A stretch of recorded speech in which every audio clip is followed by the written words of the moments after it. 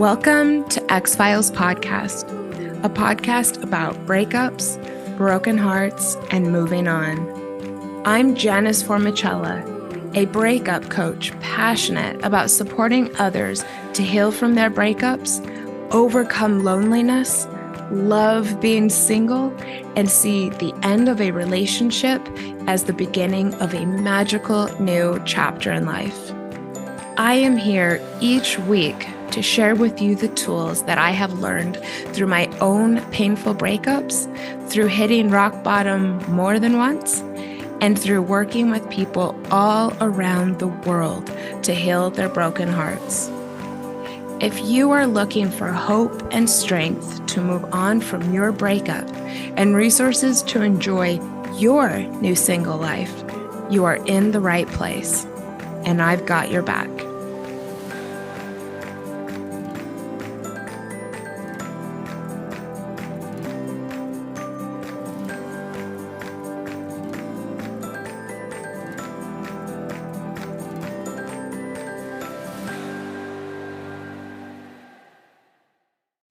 All right, let's do this. Yeah.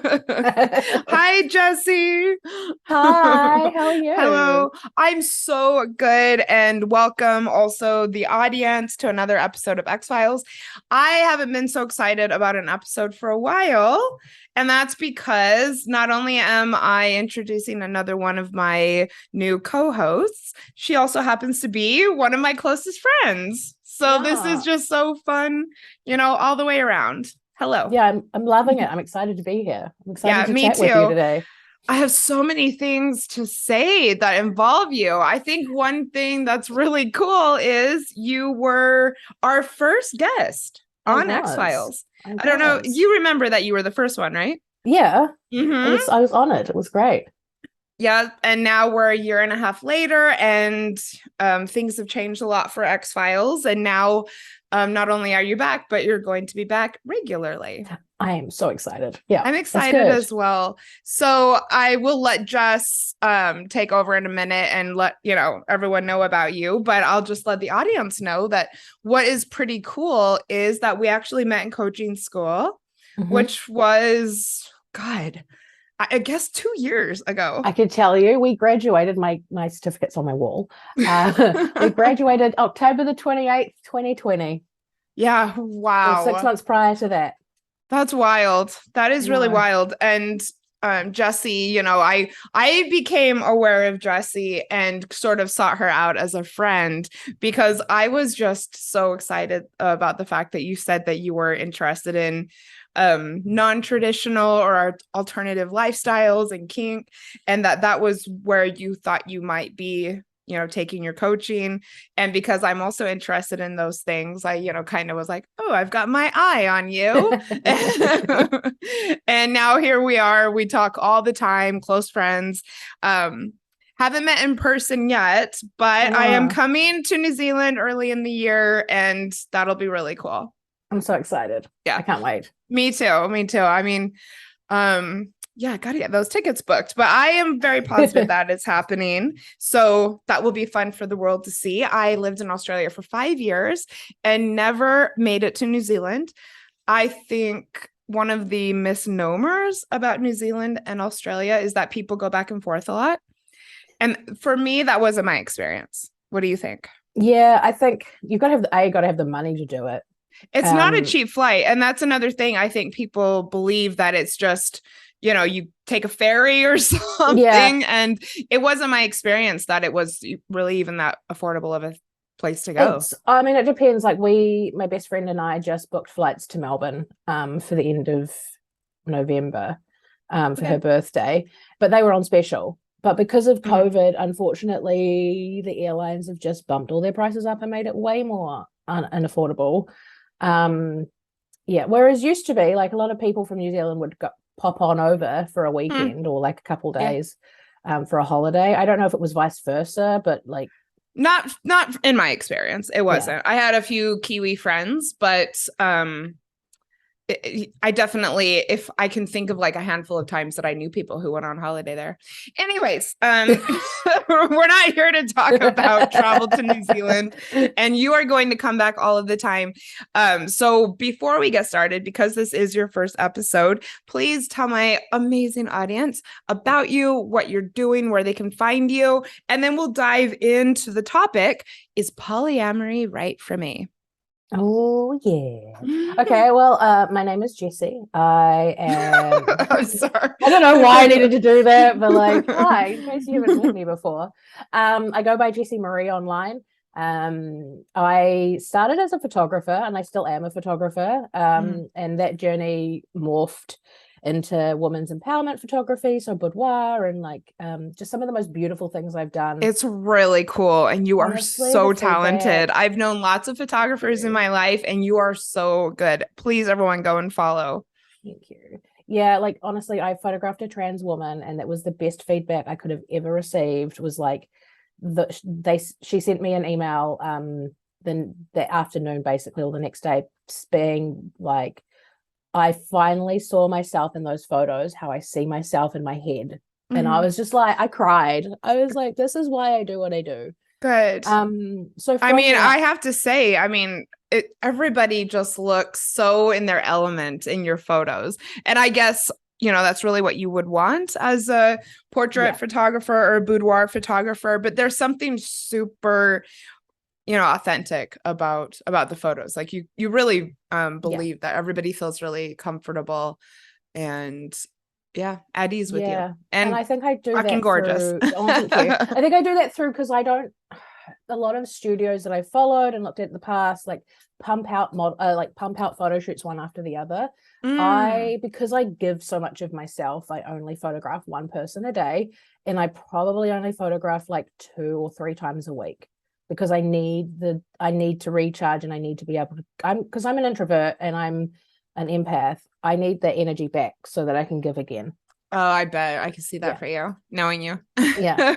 Will you take my picture when I come? 100% I will. Okay. I can't wait. And so that morphed because like I was working with these women, and we were talking through all sorts of different things, and often like I'm not shy about my lifestyle. I don't hide it. My parents know.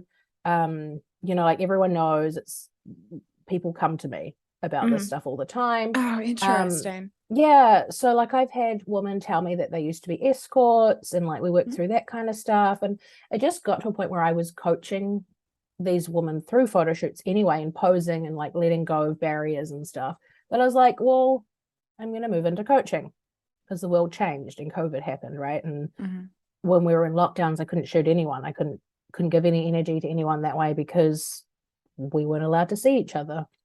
And just so everyone knows, New Zealand and Australia had the most insane lockdown. I mean, this is why I'm sensitive to people complaining about what we went through here, because I do have really close friends down under. And I mean, what you guys were asked to do and what you gladly did, it was just, you know, such a larger sacrifice. So we didn't know, like we were in for months. And I think the last one, which was August last year, so like this time last year, we were in, I think it was the longest lockdown we'd had, and it was just Auckland where I am. The rest of the country was kind of operating at a lower lockdown level, just because we're the main like city, I guess. So I was like, well, I can't shoot if this keeps happening. But I still want to help women. I still really want to like empower them, and it's like being of service is a very big thing to me. So this is a way that I can do it. So then I joined this like where we studied, and the rest is sort of happening. Here we are slowly. And you're getting it off the ground. Where would you most prefer for people to find you? You can find me on Instagram. I'm probably most active on there. And that's at Jessie Maree Co, like CO. And that's MAREE? So JESSIEMAREECO. And that's my website is jessiemaree.com. Everybody go to the show notes, go to my IG. I'm going to be, you know, putting you out there far and wide, and this isn't, you know, your only episode. So thank you so much for being here. And for supporting me on my X-Files transition and on my entire journey. I, value your friendship and value the content that we are about to make together. And I hope that you don't mind, or I hope that you don't feel like I'm tokenizing you by the fact that I asked you to do this topic as our first episode. I actually realized that in the shower this morning, just thinking about everything I have to do today. And I was like, oh, you know what? She might not actually want to be like the poly girl. But still, I'm excited to talk to you about it is. I moved into so the coaching I do now is I really had to own it as well. It took me a while to be like, this is what I'm going to do, is sex and kink consulting, particularly around alternative lifestyles like polyam and non-monogamy, just because it's not talked about. Okay. And needs more, like, people want to get into it and don't know how, and we're going to go into that, obviously. Yes, we are. And also, what you just said is the fact that you're open. And what I think a lot of people don't understand is that this is something that people actually do stay quite closeted about. Which is one reason I wanted to talk about this. So that's fantastic. And just so everybody knows, Jessie will be back this month for another episode for Sexual Health Awareness Month on introducing kink either into your life or into your bedroom or just your general experience. So please stay tuned for that. I'm stoked. For both of these. So let's get into it. That was fun. And I think we could just sit here and chat and not get to the topic if we let ourselves. So we are talking about, is polyamory right for me? And that is because Jess is quite openly polyamorous, non-monogamous. What do you prefer, my dear? It comes and goes. Like I kind of use these terms fluidly, and I know some people are like, I'm polyamorous or I am non-monogamous. It took me a long time to accept polyamory because of what it is defined as and what I was like open to at that stage.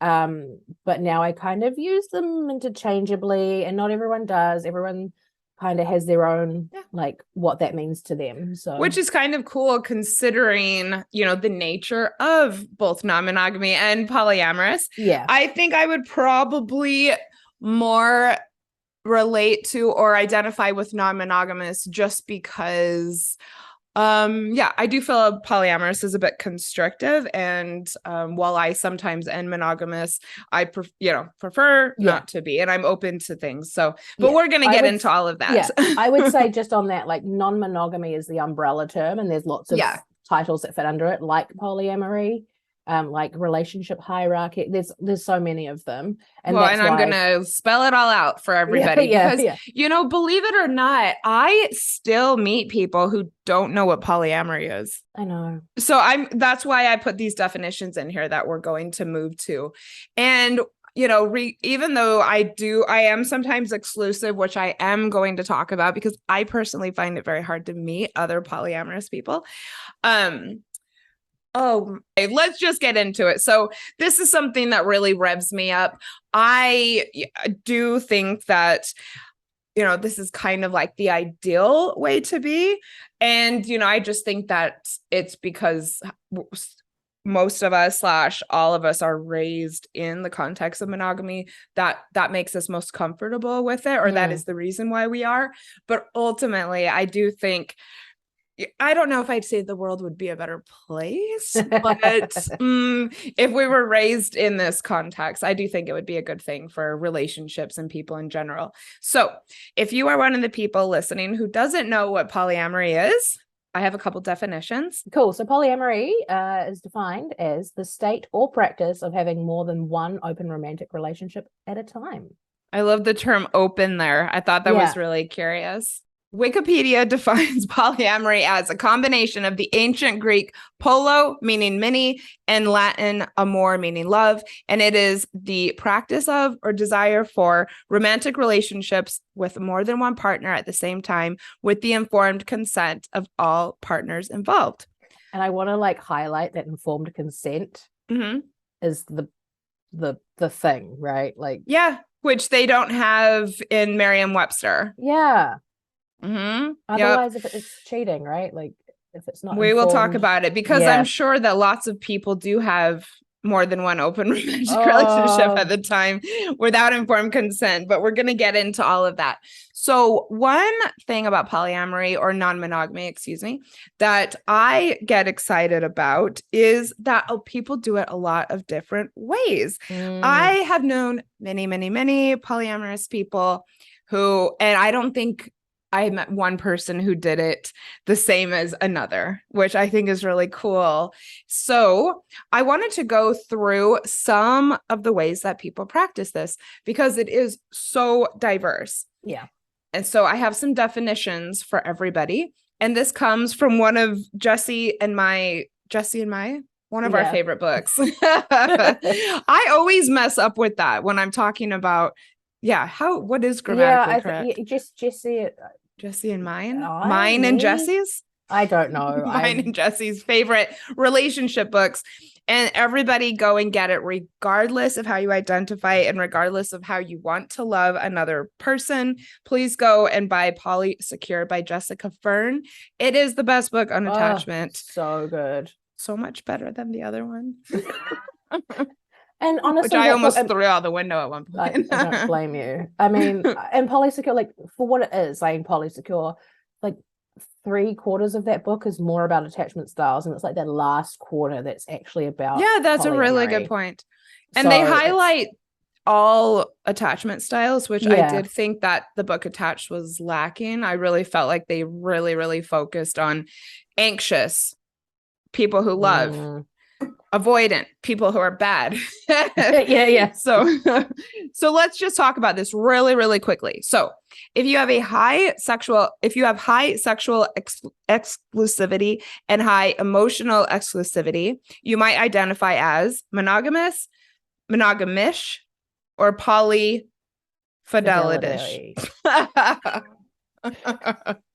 What do you consider to be polyfidelity? That's a good question. I think it's like it's a closed sort of like maybe you have 3 people, 3 or 4 people who are all exclusive to each other. You're right. Yeah, pretty much. All right. So if you have high emotional exclusivity and low sexual exclusivity, you would perhaps be in an open marriage, or you might be swinging, which I do assume people are familiar with. Yes, if you have, that's probably the most common, right? That's been my experience. Yeah. Low emotional exclusivity and low sexual exclusivity. And here we have hierarchical polyamory, non-hierarchical polyamory, solo polyamory, relationship anarchy. So we're not going to get too much into each of these, but I'm just trying to highlight, these different ways that people live and practice this.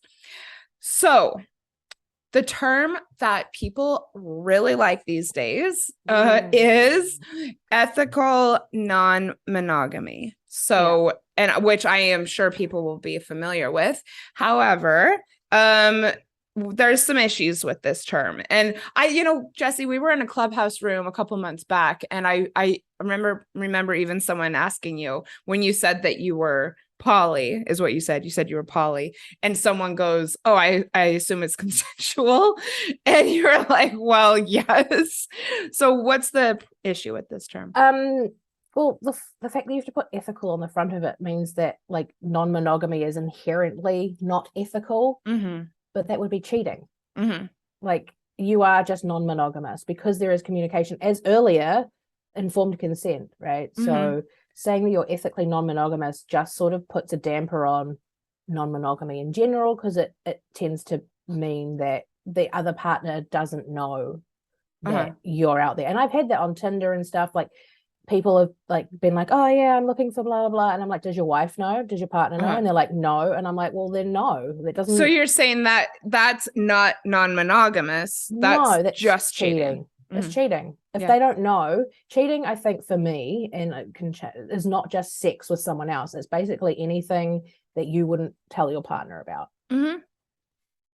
Yeah. So that's why I find saying E&M or ethically non-monogamous, because I said it for ages until I realized, I was like, well, actually, it just inherently means that non-monogamy and polyamorous and all that sort of stuff is, cheating. not ethical. Well, what would you, and so you're just saying just use non-monogamy. Just use non-monogamy, polyamorous, use the terms properly. Yeah, I think it's kind of dumb too. I mean, I've never heard anybody say I'm ethically non-monogamous. I mean, to that point, I've certainly never heard anyone say I'm unethically non-monogamous. No, because they're not going to say they're cheating out loud. Well, I mean, some people might, but they wouldn't identify as a cheater. No. Whereas people identify as non-monogamy or non-monogamists. Yeah. Thank you. So I thought it would be good for everybody to kind of hear how we each got into this lifestyle, because it's, like I said earlier, it's certainly nothing that I don't think any of us are really raised in that could be changing. But, I think everybody has a story. So would you like to share yours? Yeah, I was not the greatest person back. It's a great way to start my story. Right? So when I was younger, I'd always had feelings for multiple people, right? And if you ask any of my friends, I'd always had one lined up after the other, sort of thing. And the dates were always kind of crossover. I would say I wasn't cheating because it wasn't sex, but it was cheating, right? Like I emotionally cheated on these people. So you feel like they thought or that you were exclusive? Yeah, so we were exclusive. Okay. By the definitions of our relationship. So I used to be monogamous, and I'm talking like my 18, like early teen years, right? And I would, and the relationship would end and another one would happen, but that relationship, the next relationship, sort of had already started happening. Yeah. And I never understood why I liked more than one person at a time, because everyone was like, well, if it was real love, you wouldn't be interested in someone else. And I know. Absolutely not true. So yeah, that was kind of, I wasn't the greatest back then. Anyway, with my last monogamous partner, he is fantastic. I still love him to this day. Obviously that love has changed. It's not romantic anymore, but I have a lot of time for him. We still talk. We broke up because he wants children and a family, and I don't. I'm also very firmly not monogamous, and I'm kinky, and he wasn't.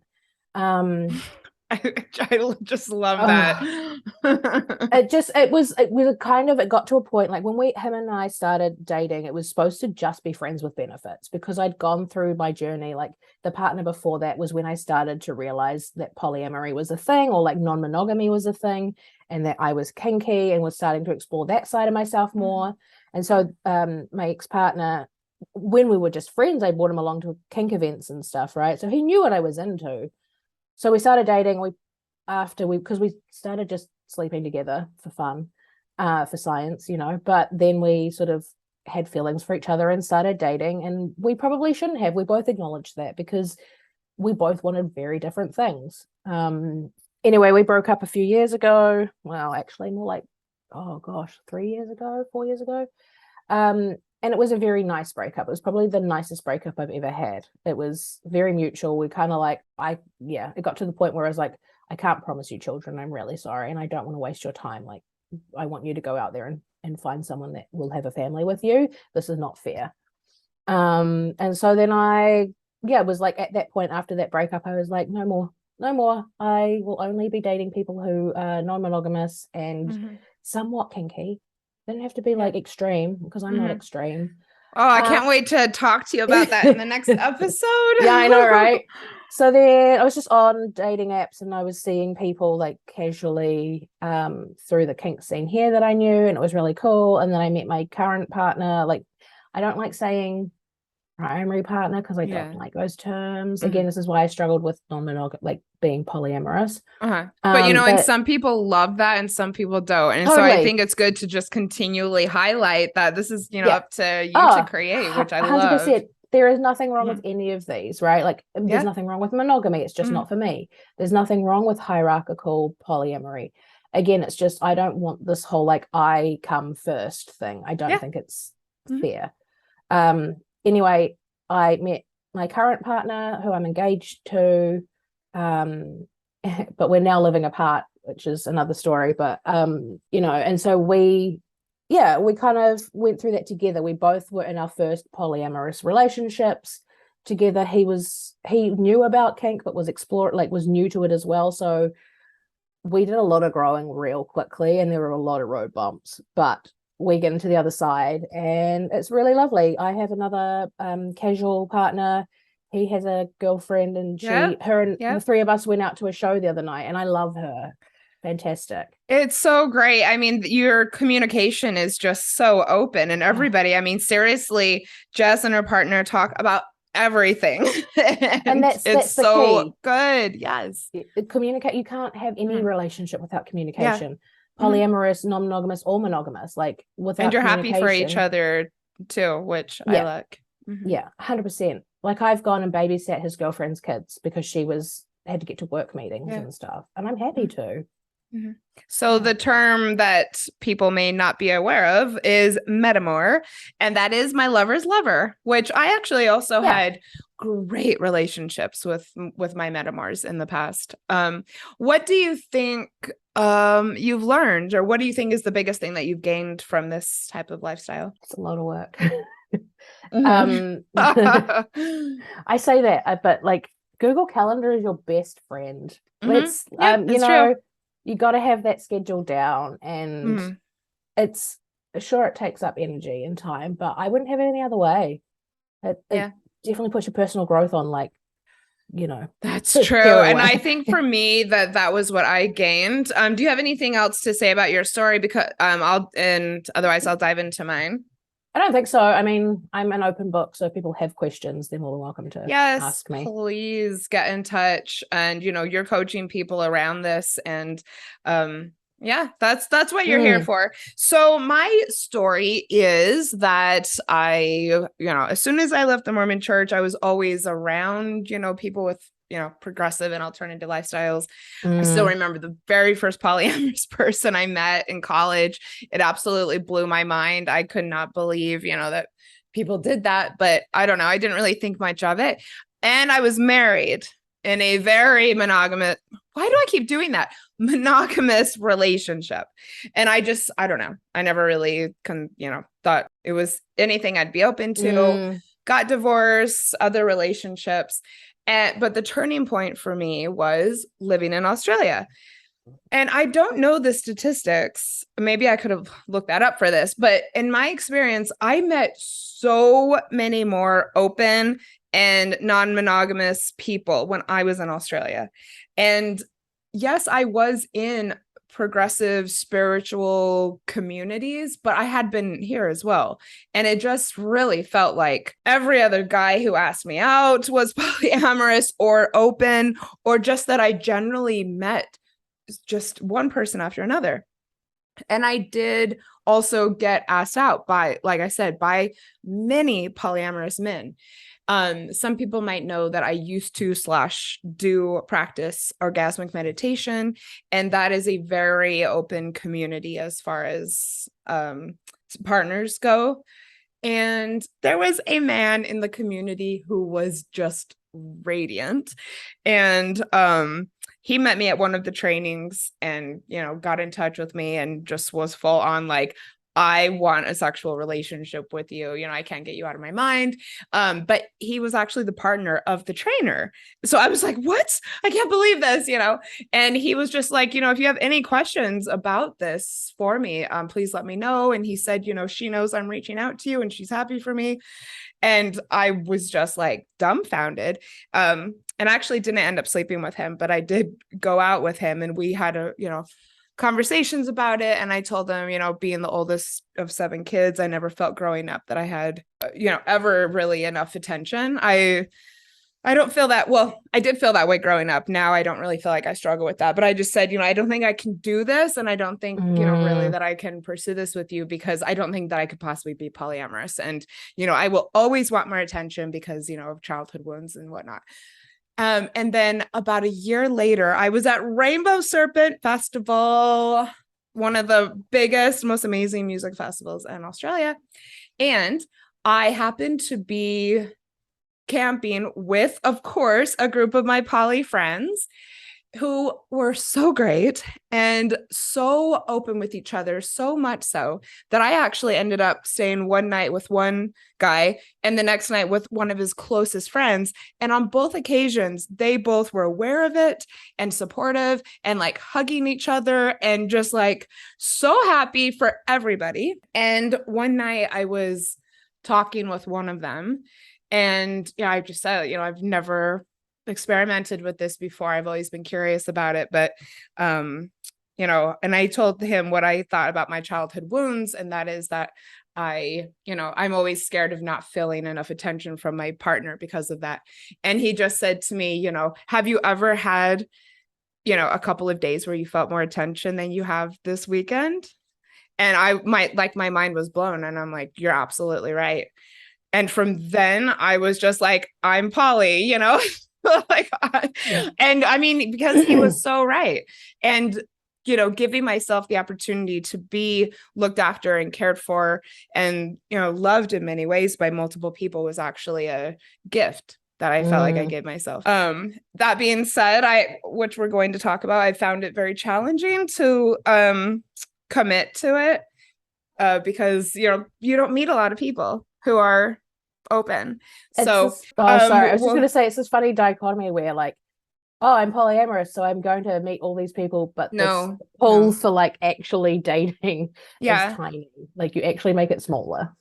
You do. And I guess I will just say now, I have been in exclusive relationships, even recently. And if everybody I met was this way, I would just be absolutely thrilled, because when I was very strictly practicing polyamory in Melbourne, I had such a good experience and I loved my metamors. I loved the experiences. I felt so treasured by, multiple people, and just it was so liberating as well. But I go out a lot. I get asked out a lot. And very rarely, do I encounter people who are open to it. And for me, I felt like I kind of got to a point where, I don't know, it was like I was not missing out, but I was foregoing experiences with people because they were identified as monogamous that I didn't want to forego. It's complicated, really is. So I just want to read a few stanzas from one of my favorite songs. And this really kind of symbolizes, or in a nutshell, describes how I feel about polyamory. And this is the most beautiful song. Everybody go to Spotify and download it now. It's called Can't Help But Fly by Climbing Portray. So I sent this to you a while back. Do you know this song? I believe I've listened to it. Yeah. I would put it on for the audience, but I don't want to get in trouble. So I'm just, so I picked my favorite part. So magnetic attraction, mutual satisfaction, first sight, love at eye contact. I love it that our passion is such a high contrast to the possessiveness that limited our love ships in the past. I'm a bird who sings in the springtime. She's a girl who smiles like the sunrise. Though I love the days when she's all mine, I don't try to bottle her sunshine. I can't fit inside monogamy's philosophies of one and only constantly, stopping me from boundlessly expressing what is possibly.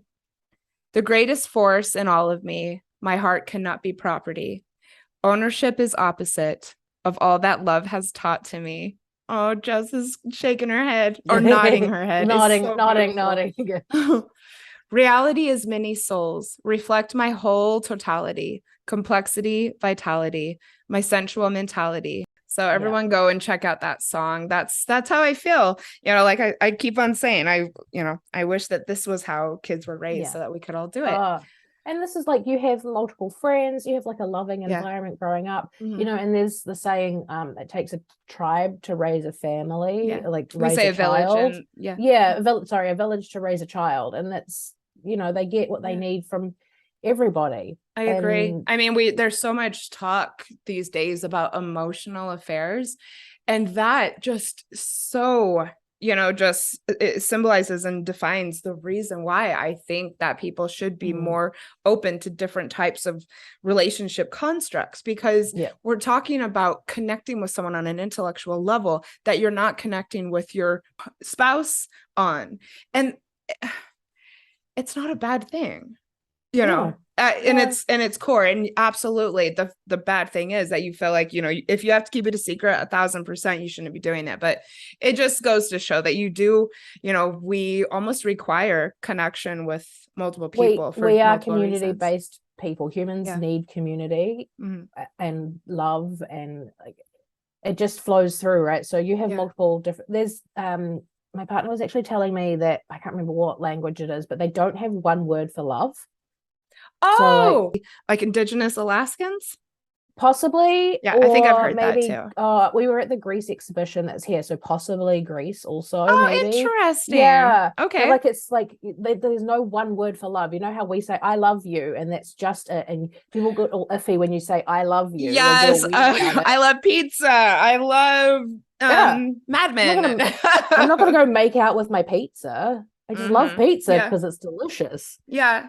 And I love but then friends. When you say love to a certain person, it has so much more meaning. Whereas I said I love you, and it wasn't like this big reveal. No, I love my friends, I love my family, I love my partners, and that's why I think in some cultures they don't. So you're saying it's actually all the same, and that we have to give it to multiple things. We're community, there's multiple loves. There's a great song by Tame Impala called Multi-Love or something. It's great. Is it a poly song? Is it Tame Impala, or is it, I think it's Unknown Mortal Orchestra, called Multi-Love. It's so good. Okay, we got to do a IG carousel of all of our favorite poly songs for this episode. I'm not joking. Okay, cool. Let's do it. So what people may not be aware of is that this lifestyle is growing. It is estimated that 4 to 5% of Americans currently identify as polyamorous or ethically not monogamous. I'm sorry, I'm gonna stop. And 20% have tried it. So that is a lot of people. Do you have any idea about the stats and where you live? No idea. None. Zero. Okay, just curious. I run in those circles, so it feels to me like everyone I'm around is. And I think maybe this is part of my quote unquote problem, because I've only lived in Denver 3 years. 2 of that was during the pandemic. I do have actually quite a large community here, but I haven't, tapped into what I assume is it's a very liberal area, so I assume there's a poly community here. But I haven't tapped into that. And I think it's the type of thing that once you're in it, you start seeing it everywhere. But I don't think I've met a single other person like me here. I think it's important. They will be there. Let's talk about what non-monogamy is and is not. Oh, my favorite. Okay, I'm going to start with a not. Okay. It's not a band-aid for a broken relationship at all. I've had people come to me in the past and being like, we were we're going through some troubles, and we were thinking about opening up the relationship, blah, blah, blah. And I was like, firstly, how's your communication? Because, and secondly, don't. It's like having a baby to try and save a marriage. I'm sorry, don't. Because it just gets more complicated, right? If you've already got an issue with communication and communicating your needs and what you need and what you don't need, then opening it up is just going to make it more messy. You have to have a great relationship with communication. And it's a bumpy ride. It's not always perfect. It happens, but being able to work through that. And I'm not saying don't open up a monogamous relationship. You totally can, but make sure you're having those conversations with each other and checking in and taking it slow. A lot of people think that it's going to fix the problem. I listen to Sex with Emily. It's one of my favorite podcasts. I love that podcast. And that's a huge question that she gets asked a lot, is about this. And, people will either write in or call in and say that, we're thinking about doing this because, we're having this issue. Can you help us out? And she's always like, no, because this is not the solution. It is not going to fix your problems. if anything. Probably just going to make them more highlighted. Oh yeah, I mean, if you want to expedite, get into a breakup, maybe. Yeah, 100%. And because honestly, being in polyamorous relationships or non-monogamous relationships, I find definitely brings that personal growth forward and faster. Mm-hmm. Well, and I really wish I would have mentioned this, because I have to say, I just felt like I just evolved as a person. Yeah. Just almost like overnight. I got better at communicating, and I was also doing orgasmic meditation at the same time. Yeah. But I just felt like all of my rough edges and the things that I feel like I struggled with inside of relationships, they didn't melt away, because it did take me some time. But I am one of the most securely attached people now, and I do chalk a lot of it up to my experience with polyamory, for sure. I had to do a lot of unlearning. I was quite a prude. Like, I was very, like, just how I was raised, I guess. Like, didn't want to annoy, like, didn't want to like step on any toes, and so I had to unlearn a whole lot of things and apologize to a whole lot of people for the way that I judged them in the past, and been like, actually, like, oh, okay, this is a thing, and it's okay. Yeah. Particularly more so with the kink journey. But yeah, we'll get onto that later. Save it. Yeah. So what else is it not? And that some people might think. I love this. A ton of sex without commitment. It can be, but it's not always. Like, and again, that depends on what you're doing. Like, if you're swinging, sure, like, that's a lot of sex without commitment, right? Like, and that's your thing, and that's totally fine. But intimacy doesn't just mean sex. Yeah, that's true. I mean, you can have platonic relationships where there is no sex involved. Asexual people, obviously, that's not a thing for them. So it does not mean necessarily that you'll get a ton of sex without commitment, but you might, depending on the style that you're in. Yeah, but also it's again, I would think that sex without commitment is casual dating. And I did have someone once ask me, how is this any different from just casually dating a bunch of people? And I said, because it's informed consent from all parties involved, that we all know what we're all doing. Whereas I feel with casual dating, I don't necessarily tell someone I'm casually dating that I'm sleeping with someone new. Yeah, that's how I feel about that. I've never really casually dated, I guess. Okay. Just again, kind of my jam. No. Oh, I would love to. It's just sort of, I've always found myself in multiple, like, relationship after but because you are in multiple committed relationships, and so you couldn't really casually date. Well, I mean, you could, but your partner would know that you are. Yeah. And even solo polyamory. So solo polyamory is like, the person identifies as polyamorous, but they don't have a primary partner as such. They're single, and they have multiple partners, but everyone knows that is a thing. Whereas with what you're saying, like casual dating, I'm pretty sure there's no, like, you don't go and tell the person that you're you're seeing there's no commitment else, right? No, there's no commitment. You're still dating. And no, and what, you don't have to, like, as long as you're safe, and you're being responsible, and like, if you get if you find out you have an STI or whatever, you tell the other person, because that's responsible.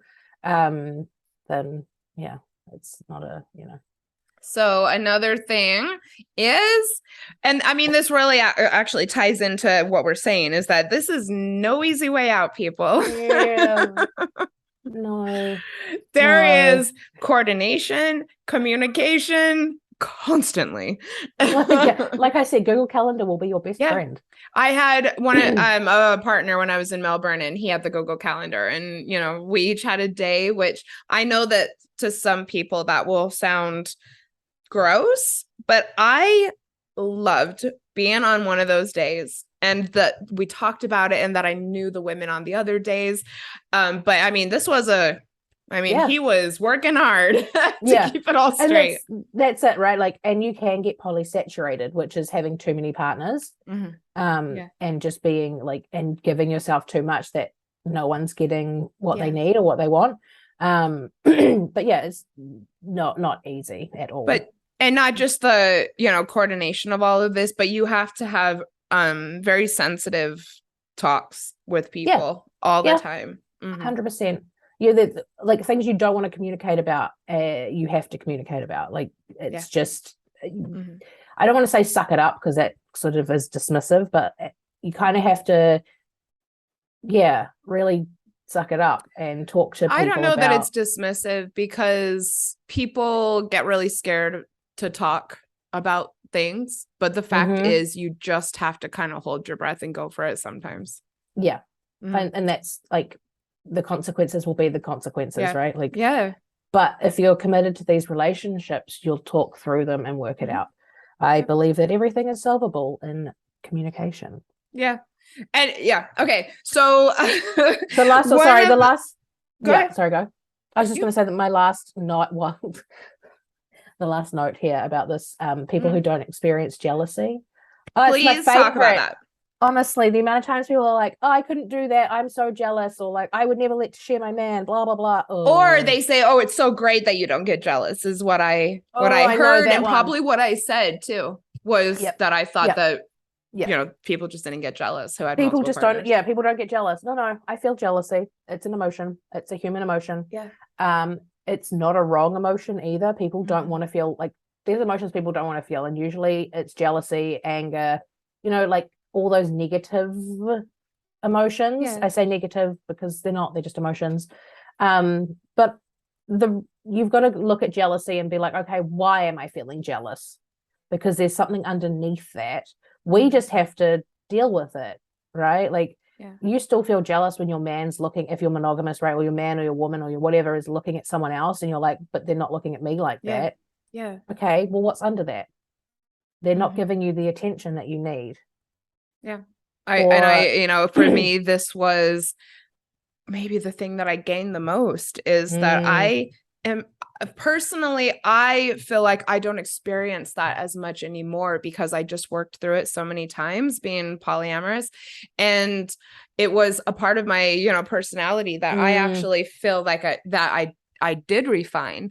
And I know even in my exclusive relationships that my partners, will tell me that it's one of their favorite things about me is it's not something that comes in to threaten, what the connection. But it's definitely not to say that it doesn't come up. I just work through it in a much different way. That's what I mean. Like, it's not this big green monster. I still feel it, but then I acknowledge it and I go, okay, what do I need? And also that it's about you, not your partner. Yeah, 100% it's about you. It's about your needs not being met. And there's like, feel that feeling, feel jealousy. It's okay. It's not a bad emotion.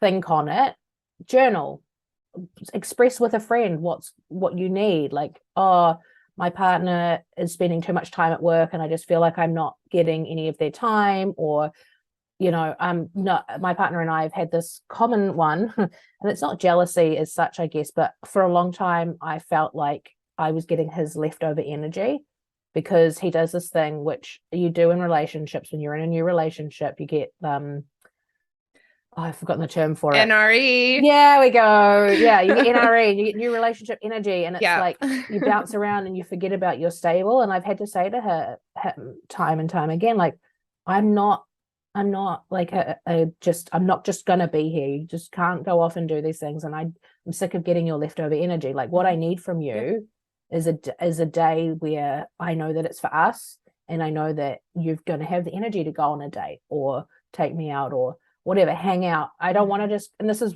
part of the reason that we're living separately right now, is it got to a point where we would just come home from work and sit on the couch and eat dinner and then watch TV and go to bed, and it just fell into that space, and I was not okay with it.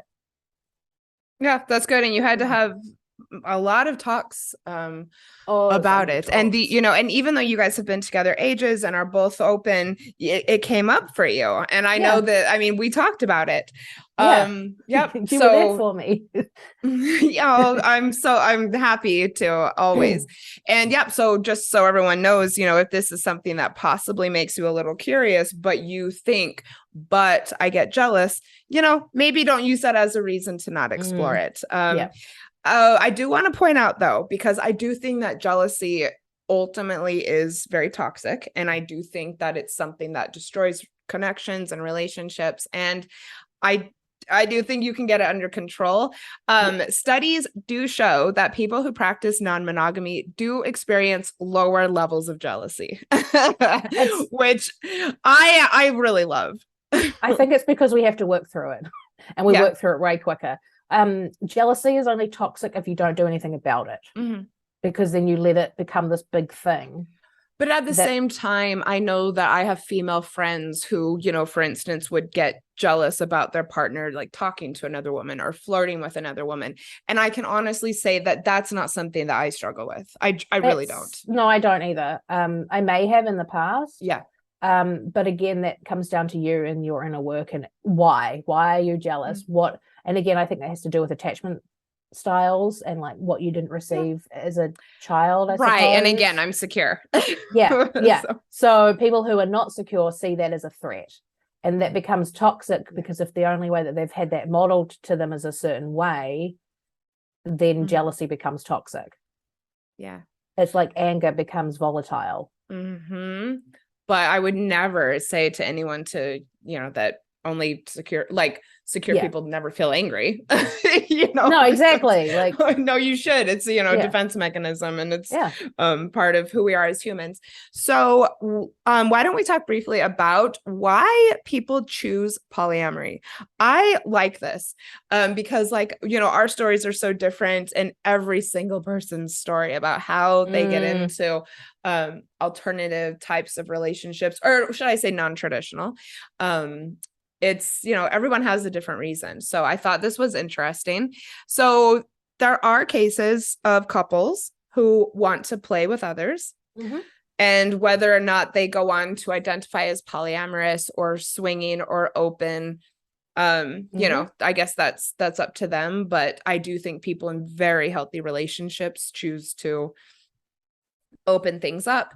And just so everyone knows, swinging would be that you play with other couples together.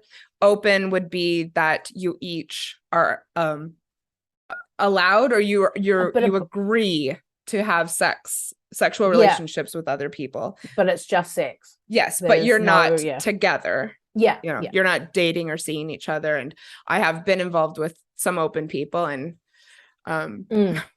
that was interesting. And then polyamorous would be that you have relationships with other people, sexual and emotional. And they don't have to be exclusive either. Like the sexual and emotional don't have to be exclusively together in those relationships. But I think that some people conflate open with poly, and it's not at all. No, that would be open falls under that non-monogamy umbrella, whereas, like, again, polyamory is one of those terms that falls under the non-monogamy umbrella. Thank you. I mean, I've told this story on the podcast before, but I was involved with someone when I was in Melbourne who was open. And at one point his partner actually came to him and said, you know, you're, you know, spending way more time talking to Janice than like I am comfortable with, and you were just meant to be having a sexual thing with her, and you're obviously not. And you know, and she considered that to be outside of their agreement, which it was. And it hurts. It sucks when these things happen, but again, you have to respect those boundaries. Oh yeah, I mean, for me, I was cool, but oh right, you know, but you know, yes, other people, yes. And the thing is, we had to have a talk about it. Yeah, be like, okay, well, this has to just going back to this, or and that's it. The thing with that is we just have different boundaries, right? Like open relationship, non-monogamous, whatever. Like there's just different boundaries, and you again communicate them. And yes, it's all about the agreements, which I love. Yeah. There's no rules, also, just agreements. Yeah. Yeah. Which, you know, even in monogamous relationships, and this is the thing, you know, people don't even have agreements sometimes in monogamous relationships. And they're just flying by the seat of their pants. And I think that the world could, you know, take a few pages out of our books.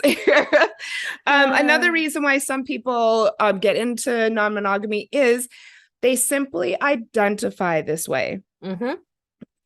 And they just me. And they just, you can't picture doing it any other way. Nope. And that's when I read that, I was like, oh, that is me. Yeah. Okay. Because some people like yourself, right? You can go between, like, if you want to have an exclusive relationship, then fine. If you're in open relationships or like in polyamorous relationships, then fine.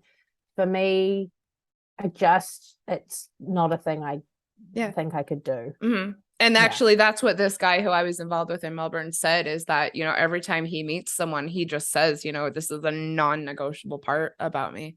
Yeah. And you know what was really, really interesting is he was always in open relationships when I knew him, but his partners weren't, which I didn't also know multiple people there who made it work very well with one of them identifying as non-monogamous and the other not.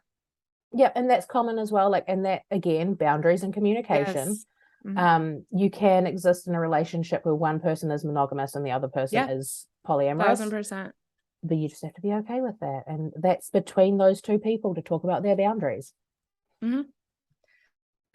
Some people might just be curious. And that is why I think that kind of ties into the stat that I read earlier, that 20% of Americans have tried it because, you know, we just want to see what things are like. Yeah. And there's nothing wrong with being curious and trying it and questioning it. And I mean, you it's might find out hard. And so I think some people experiment with it and realize it's more than they had expected. Yeah. Yeah. And it works for them or it doesn't. And that's okay. Mm-hmm. Yeah. But again, it's really difficult because of what I said, because I don't encounter people. And so I guess it is, you know, it's different for everybody, you know, like you can't picture it any other way.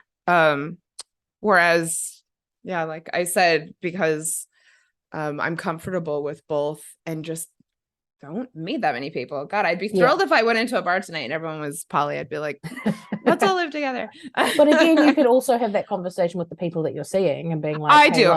Yeah. Mm-hmm. Yeah. In fact, definitely. Oh, and which is why we're going to talk about how to meet people, which is why the apps can be so great. Another reason people decide to be polyamorous or non-monogamous is that you just believe that monogamy doesn't work and that you know that it's unrealistic to expect one person to fill all of your romantic needs. Well, not even just romantic, but like intimate, as like just like needs. And that's not like I want to expressively say that it's not, you don't go polyamorous because you have needs to meet, because people are not meeting machines. Thank you for saying that. That is a core belief that I have. I think that you must already fulfill all of your own needs before you bring out anyone else into it. So thank you. Yeah, like people are not meeting machines. Agreed. We can't be dating like like, oh, I date this person because they're into XYZ kink, but my other partner isn't. Or I get this from that's no. Agreed. And that is one issue that I had with the book Attached, is that, you know, I felt personally like the authors were trying to make it out like, if you feel anxious and you need constant reassurance, then you need to be with a partner who will give that to you, because that's one of your needs. Whereas to me, I would say that is a very unhealthy, or it's not a foundation for a good relationship at all. And I don't feel that I need to be here to constantly affirm my partner when, you know, I've said we already have an agreement. You know, I actually do think that that's something you need to work out on your own. Yeah, 100%. It's just that's a new one for me, because like, again, learning, I was under the impression like when I started this, we were like, you date other people because needs aren't being met. No, that's just really a weird way of looking at it. Okay, but then I guess when you're in a monogamous relationship, you think that as far as a relationship goes, one person will, what would you say, provide? Yeah, I guess. And whereas some poly people would say that is unrealistic. I think it's unrealistic in general. Like, you don't have one friend. Yeah. Right. Yeah. Like, well, great. And this is why we're poly. It's a lot of pressure to put on one person. Yeah. Like, a lot of pressure to put on one person, and they've got their own stuff to deal with. So it's so many things are coming up for me. But if people are out there and curious about polyamory, let's talk about some things to keep in mind, because this is a big decision, and you know, there are misnomers. So what would you suggest, my dear? I think I've said it a million times, but Google Calendars. Yes. I'm your best friend. Yeah.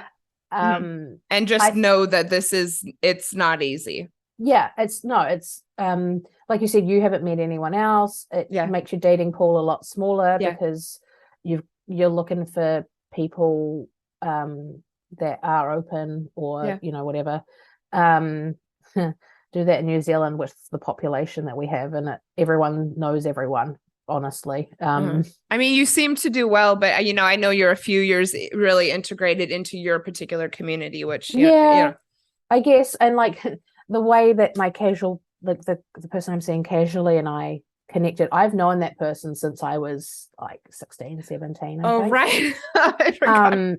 And we sort of were in like similar circles and like went to not parties, but kind of. And I don't want to give sexes away because like I don't want to their spouse, they're married, they're married. Whatever. She connected with my partner, right? On field, which we'll get into. Yay. And my partner was like, oh, they know you, she knows you, blah blah blah. And I was like, to give me more information, that I know a lot of people, I run a business, I run in lots of circles, like Miss Fang here. Oh my, I love you how you're owning that. Everyone here is like, you so many people, and it's like, oh, I can't wait to get there and hang out with you. But yeah, they were like, my partner was like, yeah, they know you, blah blah blah. And he showed me her photo, and I was like, oh, I know them. I've totally had a crush on her husband. I love it. Forever. And so we went and like they did the thing, and then like the four of us had like lunch together, just like fish and chips and shit. So cool. And like him and I kicked it off, and they didn't. And it's cool. Like we still like it is what it is. But like that wouldn't have happened if my partner and his partner didn't connect. Yeah. So many things when it don't happen, I think sometimes when you're monogamous. I even had just this experience when I was on my birthday holiday where it just turned out that the other solo traveler there was a guy. And we hit it off. There was nothing romantic at all. But we hung out and just had such a blast. I mean, it was just like kismet.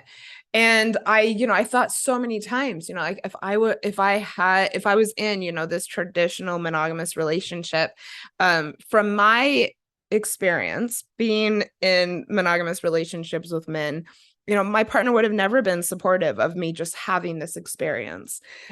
But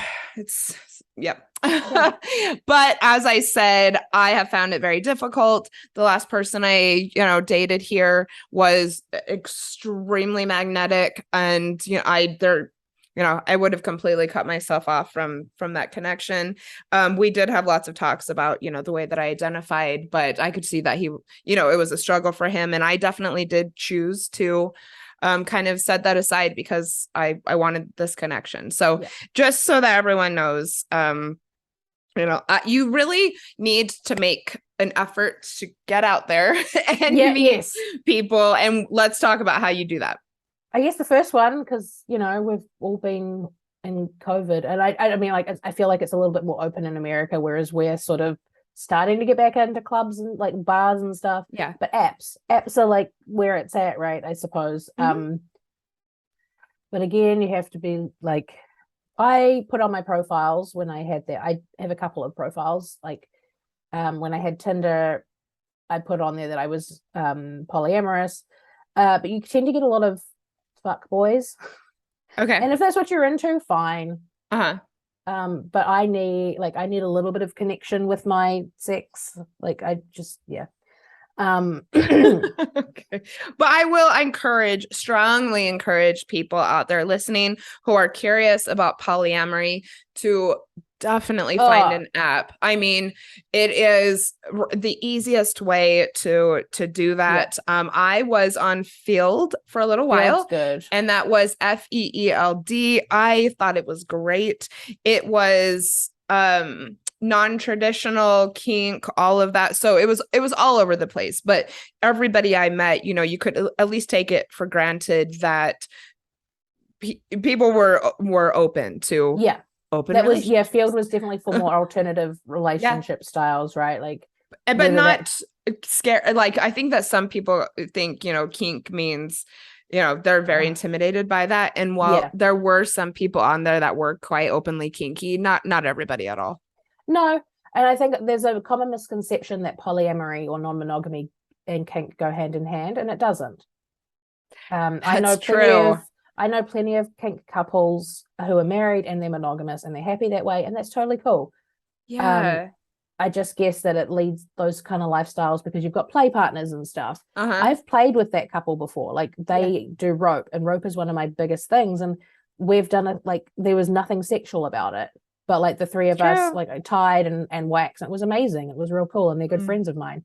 But yeah, no, kink and polyamory or open relationships, whatever, do not go hand in hand. 1,000%. It's not all orgies and crazy parties. Not all. It did happen. In fact, it's really cute. Now that I've been back in the States, for a few years, I will sometimes very casually mention, things that I was involved in Australia. And do you know how many people have seriously been like, "You've been to a sex party?" And I'm like, yep. Yeah, many. And it's like, yep. But they're just so amazed that, I've even been to one. It's adorable. Yep. It's cute. Yes. A new one that I found through a Instagram account that I follow, who I would love to recommend as a resource, which we'll do later. She recommended, it's called #open. Oh, so cool. I know. I just looked it up. Everybody, this app is up and running. I literally downloaded it today thinking no one in New Zealand would be on it because this person who's a great Instagram account I follow is in the States. And literally all of the open people that I know, polyamorous people that I know are on the app. And I was like, wow, am I late to the party here? Like, what? So great. Yeah. I love it. So that's #open. Yeah. Yep. And then the one I suggested was Feeld, FEELD. And I will also say another good way to meet people is meetup.org. I have not actually gone to any events. I've had a bit of a crazy life, but I am a member of a meetup group that meets regularly here in Denver. That is for polyamorous people. They have, dinners, book clubs, just, normal stuff. When I was in Melbourne, I belonged to 2 different groups that I found through Meetup, and it was, we'd just meet once a month for a happy hour, and it was just mingles. And so along those lines, if you're, it depends on where you live, but do also look at Facebook, because a lot of cities have polyamorous groups, and seriously, they just, meet for drinks or picnics. We have one. Stuff. So I live in Auckland on the North Shore. So there's like a North Auckland sort of shore based one, and it's great. Like they have meetups monthly, and there's always discussion going on and stuff. So if anyone knows a Denver one that they recommend, I would love it, because I was part of one for about a month, and it wasn't my jam. It was just pretty much people would just go in there and just introduce themselves constantly and want to meet people. It wasn't raunchy at all, but it was just no like meetups, or whereas, I really like, like planned things that I can go to. Yeah. In summer they often have barbecues and stuff, but I think now, because it's winter at the moment, so that's often going to a bar or something, and they have kid-friendly events. So like obviously a lot of these people are married and have children, like the picnics at the beach and stuff have the kids with them, which I guess is another conversation around what people think and feel about introducing kids to this lifestyle. But well, it could be a topic for another episode. And we're also going to do the denesting episode for anyone who noted Jessie's story from earlier about the fact that, she stayed with her partner and but not living together. So I'm excited to share that with people. So get out there, give it a goog, and you will find people. That's actually a term that I kind of coined with, look, I'm not saying we were the first people ever to think of it, but I do know one night when I was in Melbourne, I was speaking with 2 of my best male friends, one of which is a Kiwi, though, my closest Kiwi, at the time, my closest Kiwi friend.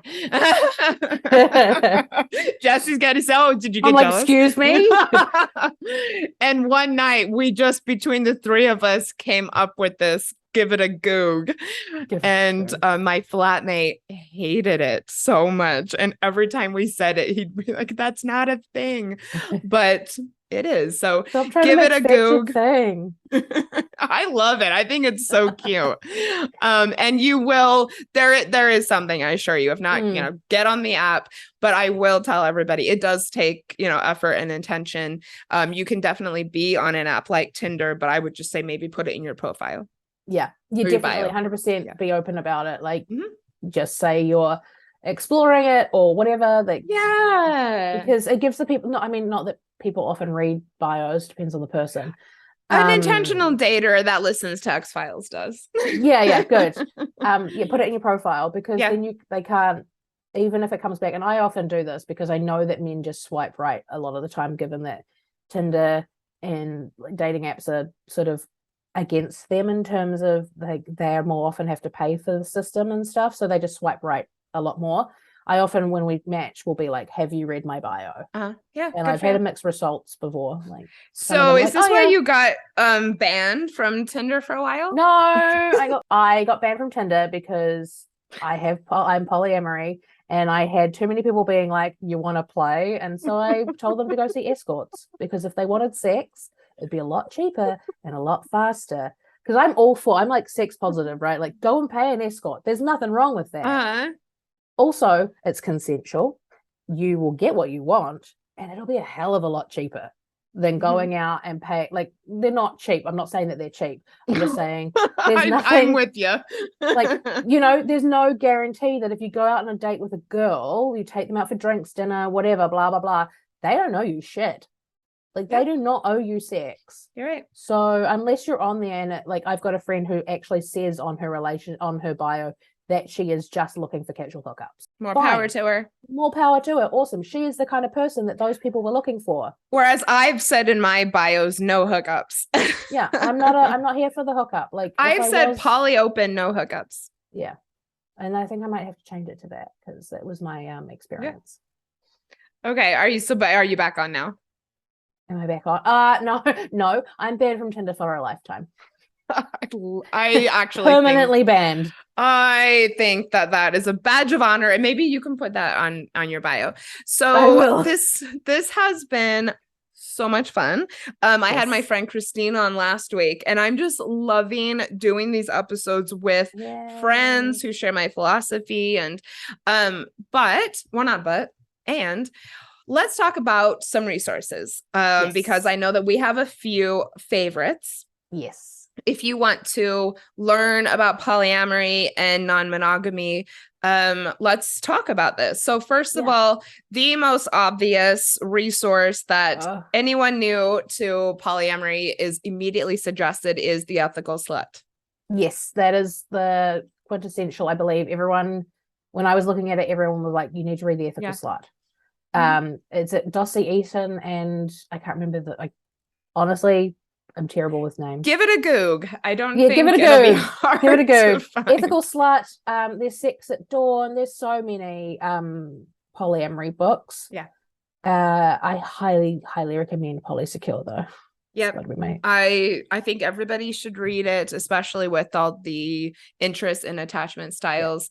It's fantastic. I mean, I was so revved up about non-monogamy after I'd read it. So that's Polysecure by Jessica Fern. Yeah. And my personal and current favorite is everybody go and follow the Multi-Amory podcast. Oh, it's so good. I'm so in love with that podcast. It's so like X-Files, and they are so brilliant and bring in so much science, and it's so well done. Yeah. It is 3 people who come on every week to talk about different topics related to non-monogamy. I think they've all had, involvement with each other currently or in the past. And it's brilliant. I actually think that it's one of the best podcasts just in general. As far as production goes. It's such a good podcast. Yeah, no, I agree. And if you're an Instagrammer, if you like being on the gram, wow. I am too old to be saying get on the gram. I'm too old to be saying shit like that, eh? I'm not a Gen Z. But it's Polyphilia blog. I believe her name is Leanne. So it's Poly, PHILI blog, BLOG. I think I spelled that right. Blog, yes. Yeah. No, polyphilia blog in general. She's I'm going to amazing. link all of this in the show notes. So, cool. this is, these are all resources that, are supporting people to get into this, to do it in a, open, intentional, happy way. Yeah. So go check all of that out and, let me know what you think. I'm here to support you regardless of, how your relationships look or have looked. And I've been surprised. I mean, I've had people who don't know about my background, who, I'll have a consult with, and they, oh, I'm not really sure about telling you this. And I'm like, girl or guy. Well, I don't say guy, it's good with me, but yes, I'm here for you regardless. If you're struggling with the breakup, please hit me up on Instagram. I'm here for you. If you want to, get coached about anything non-traditional, hit Jessie up. Yeah. I'm the same. I'm a safe space. You can't, honestly, I'm pretty sure you can't shock me these days. Same. I say that like it's a challenge, like go on. Well, you've actually told me a couple things that I thought were a little shocking, but I'm not going to go into it on the air. But for me, I'd say it's hard, but possible. Like it's possible to shock me, but it takes a lot these days. So I'm an open, safe space. Obviously, as coaches, we don't repeat any of this to anyone. Yep. 1000%. So thank you to everyone for being here today. This was, so much fun. And we will be back later in the month with Jessie to talk about getting kinky. Yes. So until then, I will see everybody next week or later in the week, because I'm actually dropping 2 episodes a month in September. Ooh. So everybody keep your eyes on this space. Thanks for being here.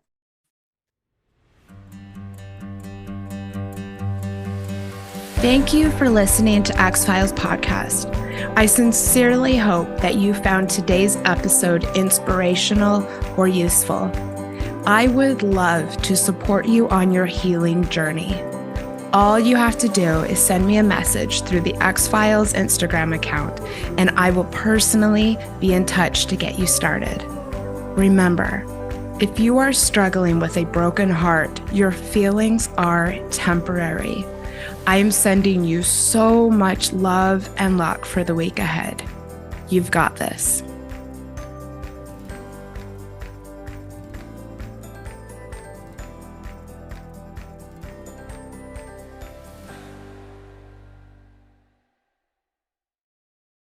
We can't be dating like like, oh, I date this person because they're into XYZ kink, but my other partner isn't. Or I get this from that's no. Agreed. And that is one issue that I had with the book Attached, is that, I felt personally like the authors were trying to make it out like, if you feel anxious and you need constant reassurance, then you need to be with a partner who will give that to you, because that's one of your needs. Whereas to me, I would say that is a very unhealthy, or it's not a foundation for a good relationship at all. And I don't feel that I need to be here to constantly affirm my partner when, I've said we already have an agreement. I actually do think that that's something you need to work out on your own. Yeah, 100%. It's just that's a new one for me, because like, again, learning, I was under the impression like when I started this, we were like, oh, you date other people because needs aren't being met.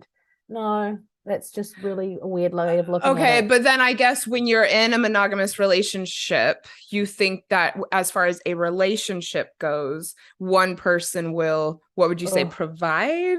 Yeah, I guess. And whereas some poly people would say that is unrealistic. I think it's unrealistic in general. Like, you don't have one friend. Yeah.